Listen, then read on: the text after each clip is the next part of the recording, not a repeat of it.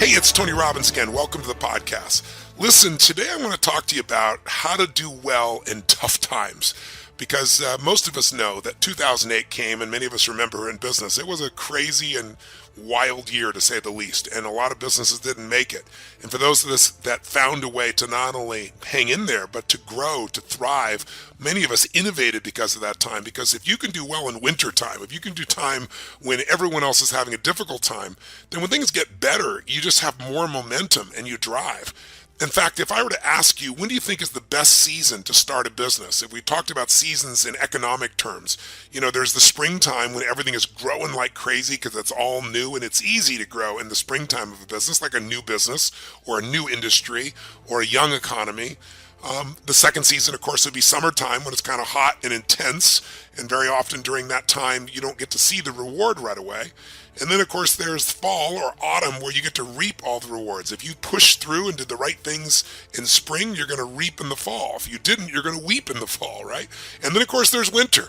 And winter is designed specifically. It's in nature. There's economic winters. They come regularly, and they come with a pattern. And if you understand history, you know they're there. And what is the purpose of winter? It's to get rid of anything that's weak so that only the strong survive. And the strong survive and they begin to thrive. For example, if you go to the Fortune 1000, the 1,000 biggest and most successful companies in the world today, you'll discover something interesting. Of the 4 seasons they could have begun in, more than 60% of them were begun in wintertime. I'll give you some examples. Think of a little company like Apple or Microsoft. Both were born in wintertime, right? In the middle of a recession, 1970s. Pizza Hut, the same thing. Exxon was in the middle of a depression, to give you an idea. Disney in the middle of a depression. Fortune magazine in the middle of a depression. So the companies that find a way to do well during the toughest times will dominate. Now that's also true of small businesses that can hang in there and begin to grow. Because what happens during the tough times, during winters, everybody gets fearful. So companies stop investing. Individuals stop putting money into their marketing. They try to rationalize, and often what they do is they cut their capacity to meet the client's needs, and you don't just lose market share, you can lose your business. And here's what's really true. Every economic environment you can imagine you're going to live through. There's going to be good times, there's going to be bad times, and there's going to be seasons of every type. But can you find a way to do well during those bad times? One of my role models is a man named Sir John Templeton. I'm sure you've heard of him. He was the first billionaire investor, and he started with nothing.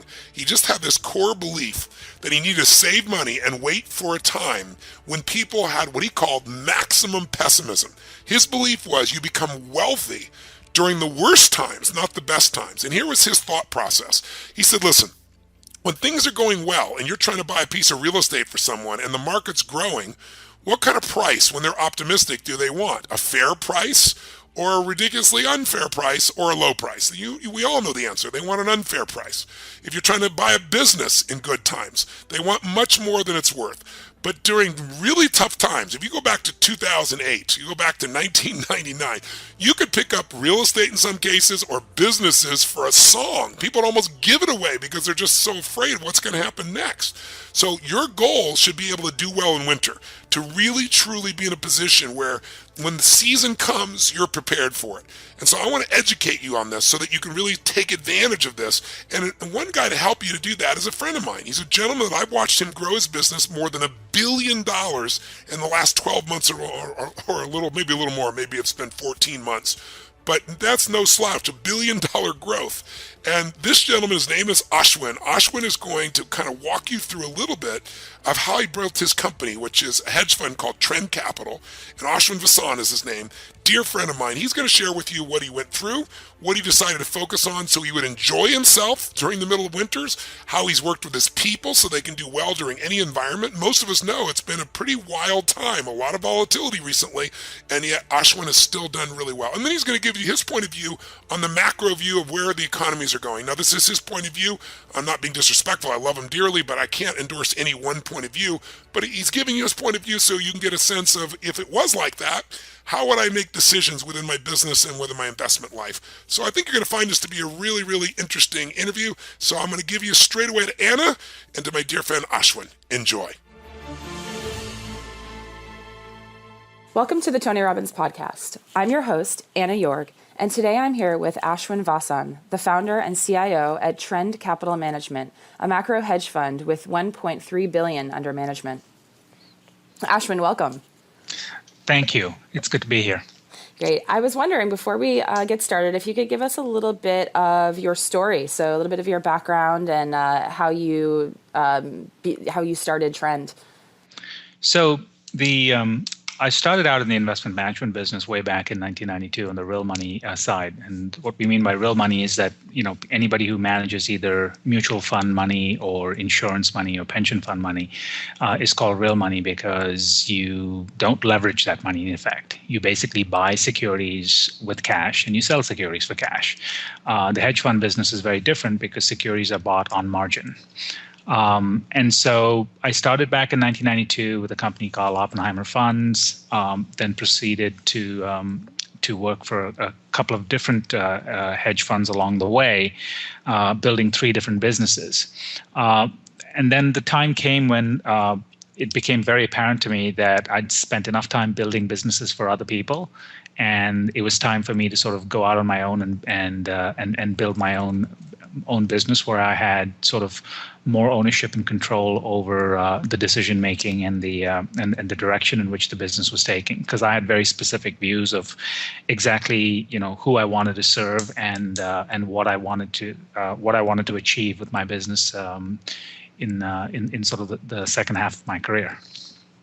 Great. So was this around the same time that you began to be more involved with Tony Robbins content and events? So that's a great question. So basically what happened is that I started the company in 2011, and about 12 months went by and I had made no money. And that's very rare for me. I mean, that's never happened in my career of almost 20 years, where 12 months goes by and I've not made any money. So I realized that something was really wrong. Probably, in my opinion, I think the pressure of sort of starting a new business that is now entirely on your shoulders, including all the management responsibilities and that go with it. And so in March of 2012, I attended UPW with Tony. And that was the singular event, I think, that basically started to turn things around for me. And from then onwards, we've done fabulously well as a business. We went from about $200 million in assets under management at that time, so barely scratching and clawing when it comes to a hedge fund business, to currently running about $1.3 billion, and we continue to grow. Wow. Did you, just out of curiosity, did you attend Business Mastery soon after that?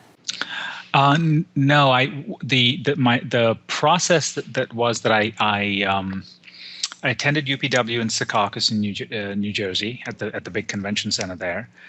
Then went to Leadership Mastery down in San Diego, and at Leadership I signed up for Platt. And that fall, thanks to a number of existing Platts, who basically convinced me and my wife that we absolutely had to go with Tony and Sage to India. I did go to India, and that was a transformative experience for me. Having been born in that country and having sort of completely disassociated myself from my past, it was a way for me to sort of reconnect in a way that I'd never done. And I think that kind of makes you whole as a person. As opposed to being this divided person, which is sort of what I'd constructed for myself. And I think all of that contributed to the fact that, our investment performance took off dramatically over the subsequent, 3 or 4 years. And with that came not just assets under management, but, several accolades along the way in terms of, from the industry, in terms of, the numbers we've produced. Yeah, that's fascinating, especially because recently Tony's been talking a lot about overachievers, right? We're so driven by achievement, and it's a science and a formula, and we stick with it, but we forget about the art of fulfillment. But it's nice that once you can be a high achiever and then also seek fulfillment, but then it cycles back and it affects your achievement as well. So it sounds like that's similar to what happened with you. Yeah, look, it's a. I think this is a very my path. I think is a very very common story that you'll find especially amongst men, who are. Who have a very high orange consciousness, if you will. And so what typically happens to us is that in our youth, we're so focused on just basically establishing our place as a man within our brotherhood, that it comes at the expense of everything else. Frequently, it comes at the expense of families, relationships, et cetera, et cetera. But then a point comes when I think as a man, yes, you've achieved success. You've perhaps you've even acquired a few toys along the way, and then you realize that you're just not being fulfilled in the way that you want, and there's something missing. It's funny because you always know that there's something missing, but you don't really. It takes a certain point, I think, in a man's life when he's finally willing to. Stop and focus on that, on what's missing. Tony always tells us, most men don't own themselves till they're at least 40 years of age. And it was approximately around that time that, all this happened for me. Wow. Great. So talking about the beginning of the company. So as I mentioned, I think that bringing with you your team from your previous employer and having that trust factor. But so that's a nice foundation. But as you began to grow the company, what were some of the challenges that you faced when it comes to personnel, when it came to scaling or culture? Or was there anything that was a big issue that you faced even after those 12 months that you kind of got over the initial hump that you talked about? Yeah, look, the my case was and it was perhaps a little unique because of the kind of industry that I'm in. Meaning, when you're an investor and you're a professional investor like I am, your life, your focus is always on that. In fact, most really good professional investors I know never really turn off. Meaning, they see something, even as simple as when they're driving down the road, they'll see a billboard, and things will start moving in their mind as to what that means in terms of their ability to make money for their investors. That's a very unique and very specialized skill, and particularly in my case, where you run a global macro fund, requires an enormous amount of specialized training, which very few people get. That's why there are so few people who are so good in the global macro industry. That's very different than running a business, because running a business requires you to, as you very correctly said, hire people, mentor people, grow people, deal with generalized business issues. And now in the day and age that we are in today, we have to deal a lot with things like SEC regulations and things like that. I didn't have any illusions about the fact that I could make this transition very smoothly between being a investor to now being a business manager. And so, very early on, when I was at one of Tony's conferences and I saw that he had a business results coaching setup booth there.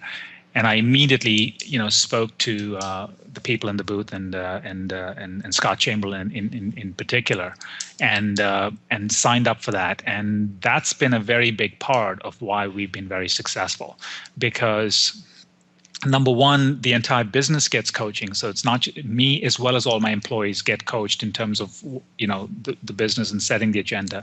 The employees get coached individually and mentored individually, because this business is it's a very unforgiving business, because you get a report card every single day. And very few businesses get a report card in the nature that we get a report card every single day in our business. And sometimes a report card can be pretty brutal. And so you really need to, in terms of growing an organization and putting resources and support behind an organization, that was very, very important to me, because the one thing I'd noticed in my career was that there are so many people who set up these businesses, but then they basically create farm teams for other people. And I had no intention of doing that. I wanted a very special kind of people around me, having now been, one of Tony's students. I did not want people that were very significance and certainty driven. I wanted a very different sort of makeup. And so using the tools that came from business results, as well as the tools that I've learned through Tony and his organization, I was able to hire, recruit, and sustain people. And more importantly, I don't believe in the chainsaw Al principle of running a business. It's so easy to go around chopping heads and firing people. It's a lot harder to mentor and grow and develop people. So one of the things I'm most proud about within this organization is that we've had people here who've had challenges. Like everybody will. Every organization will have, you'll have people who've had challenges, but we've been able to turn them around because of the work we've done, the work that I've done with Tony, the coaching that the organization gets through Tony, et cetera. And when we go through incredibly difficult periods in the markets, what is really amazing about this organization and why we've been so successful is that because all these guys are getting and gals are getting, intensively coached by their Tony Robbins coaches, we sail through that. There's no panic. Nobody's like running under, hiding under tables because we've lost so much money. There's nothing like that. There's just there's a sense of calm. There's a sense of, okay, what's next? What do we need to do to make it back? It's a very pragmatic, very practical approach and a very constructive approach. And that's why I think we've been able to serve our investors as well as we've been able to. Sure. That fits in so perfectly into Tony's, in the book Money Master the Game, when he talks to, who was it? Was it, what is his name? Jack Bogle.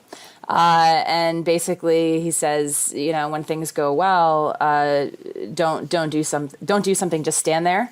Right. And in your business, in your particular area, that's a great skill to have, because it's very easy to feel that economic winter that Tony talks about and that fear, and to drive you to make emotional decisions instead of rational decisions.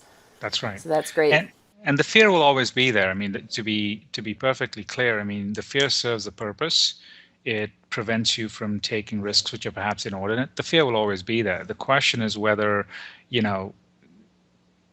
the fear is controlling you or not, as you correctly pointed out. And if you can keep the fear in its appropriate role within your life, it can actually be an enormously powerful servant to you and help you help you navigate this process, especially in my industry. Yeah. Sure. So, speaking of fear, yes. Let's talk about the markets. Yeah. Can you give us an idea about where we are at right now, sort of going into 2016? What are you most interested in? Now, look, the reason I pushed this call back an hour today was precisely because we're at a historic juncture. In about 2 hours, we will get an announcement from the Federal Reserve that they will be hiking rates for the first time in almost a decade. We've gone through an extraordinary period in the global economy whereby central banks everywhere have been incredibly concerned about banking system risks and deflation risks as a consequence. And so they've been doing everything possible to ensure that there's as much liquidity in the system as possible, and also trying to pump as much money into the system as possible in order to raise inflation rates. Well, guess what? I mean, I think the US economy is the first of these countries to sort of emerge from that process, meaning we finally got an economy where the labor markets have healed dramatically. The economy is generating about, almost 3 million jobs a year. Inflation is coming back to more normalized levels. We just had an inflation print this week, which reflected that. And so the Federal Reserve is going to be hiking rates. But that's going to be very different, I think, from what's going on with some of the other major central banks, such as the European Central Bank and the Bank of Japan. They're both going to be keeping rates on hold and even easing policy further, as the ECB just announced. That divergence in monetary policy is something very unique, has rarely happened in the history of this planet amongst the big three central banks, and I think will be a very, very important driver of asset returns going into 2016. It will mean that the dollar will get stronger over time. It will mean that US bond yields will go higher. It will mean that inflation prints in the US will go higher, which is going to be a big risk for bond investors here in the US. And we would caution bond investors to be very, very cautious about how they construct their bond portfolios. In fact, the single biggest risk we think to everybody right now as an investor, especially in the United States, is how do you make money in fixed income over the next 2 years? People have been very fortunate over the past, since the global financial crisis. You could have owned stocks and you could have owned bonds, and you made money on both those things. You just have to close your eyes. You just have to own something. Now you're going to be in a situation where stocks are going to be much more volatile. They'll still generate positive returns, but it's going to be much more volatile. Bonds are going to generate negative returns. So constructing portfolios is going to be very, very, very, very challenging for a lot of people if they're not careful. So I think that's something that we would talk to people about. The second thing that we tell you is that, look, it's very clear that geopolitical risks have picked up. We definitely think that what is going on with the whole unfortunate situation in the Middle East with ISIS, etc., is something that's here to stay with us for a while. ISIS is winning the marketing campaign, if you will. The unfortunate comments by some of our presidential candidates here in the United States about banning Muslims from entering this country will only further the entire ISIS propaganda. We would offer very humbly that if you take a look at other countries that have historically had very diverse populations living in their midst, the way to solve this problem is not through walls, but it's by assimilation. Because once everybody's married to everybody, you really can't go around killing people. So that's the real tragedy about this whole game, and I would encourage anybody who's listening to this podcast is that if you can do one thing in the new year as sort of your good deed or your resolution, then find an organization which will sponsor one child in those Syrian refugee camps in Jordan and just pay for the education for that child.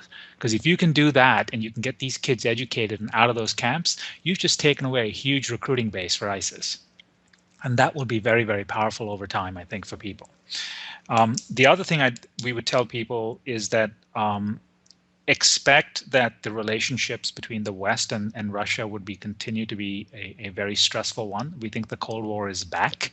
You should expect more volatility around that. So the events that we saw where the Turks downed a Russian Sukhoi jet, which entered their airspace, things like that will become more of the norm going forward. We are deeply, deeply concerned about the leadership that's in Russia right now. The concerns that people have in the marketplace that China is somehow going to evaporate and be a systemic risk to the global markets, I think is completely. People are not understanding the nature of the Chinese economy. You cannot look at China with the same lens that you look at a democratic capitalist country. In China, the person who has borrowed is the same person who has lent, meaning state-owned companies have borrowed from state-owned banks. That's the Chinese situation. That's why you don't have a systemic financial crisis. And if you look at every single crisis we've had in the global economy since Mexico in 1994, which is relevant to me because that's around the time that I started in this business, whether it's Mexico, whether it's Asia, whether it's, Argentina, whether it's the United States, whether it's, Europe, there's no systemic financial crisis without a banking crisis. Because we live in a fractional reserve deposit insurance system. Therefore, when a country gets into real trouble, banks are the first to go. And so we don't believe that Chinese banks will ever be allowed to have this kind of problem. So it's not that China is going to be a gangbuster and is going to propel growth in the global economy like it did in the past. But what it will do is that you will have a managed slowdown, which is what you're having in China. So growth went from 10% to 8% to 7% to 6%, and they'll probably end up close to 5%. And that has serious implications for commodity prices as well as growth in some of the Asian economies going forward. So that's sort of the broad picture outlook that I would lay out for you. To sum up, if I were to guide an individual investor as to what to expect in 2016, I would tell him, especially a U.S. based investor, I would tell him or her, number one, be very mindful of how you construct your fixed income part of your portfolios, because that is the biggest single risk to markets right now. Fixed income has generated positive returns every single year since the global financial crisis. And this is the first year of negative returns, and we expect that to continue. Especially things like government bonds are extremely dangerous in terms of because of how low yields are and because we expect interest rates to rise.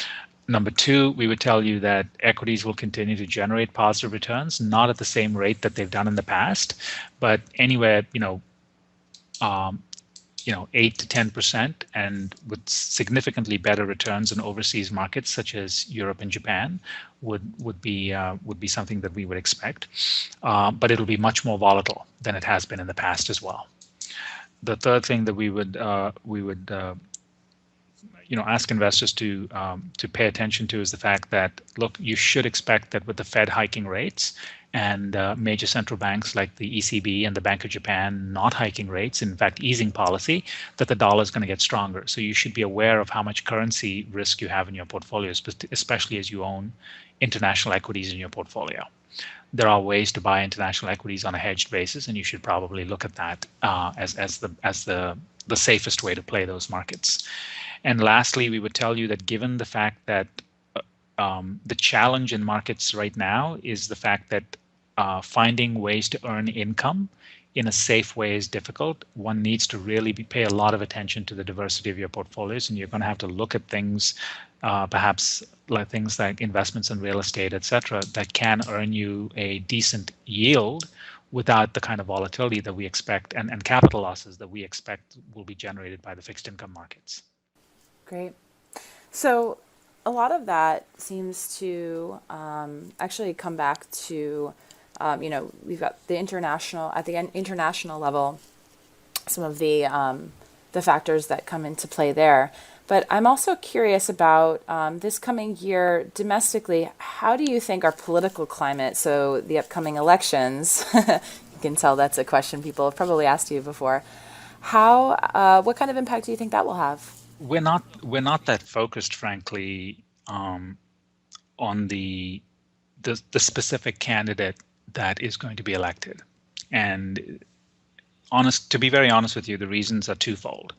Number one, in the United States, both political parties are centrist parties. They make big noises about how different they are, but those noises are typically made by the fringe. So it's either made by sort of the Rainbow Coalition within the Democratic Party or the Liberal Democrats on one hand, or it's made by the sort of the Tea Party conservatives within the Republican Party.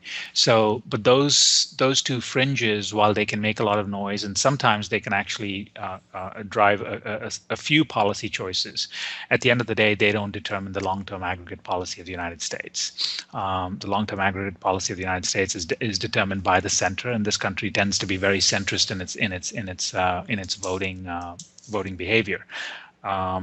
I think it's 2/3 of this population identifies themselves as fiscally conservative and socially liberal. So something like that. So the second reason we're not that focused on the politics, frankly, is because the candidates are just so awful, just awful. And so for us, it's just very difficult. It's sort of it's sort of like watching a cartoon show. It's just very difficult for us to handicap these candidates because none of them we think is going to dramatically change the direction of the country onto a better path. You can have arguments, and if you're partisan enough, you will have arguments about how one is going to be better than the other. But at the end of the day, what's really for us as investors, what really matters for us is transformation.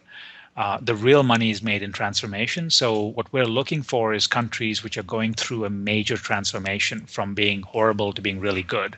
So, for example, a Modi administration being appointed in India that was transformation. And that's why India is doing dramatically better and is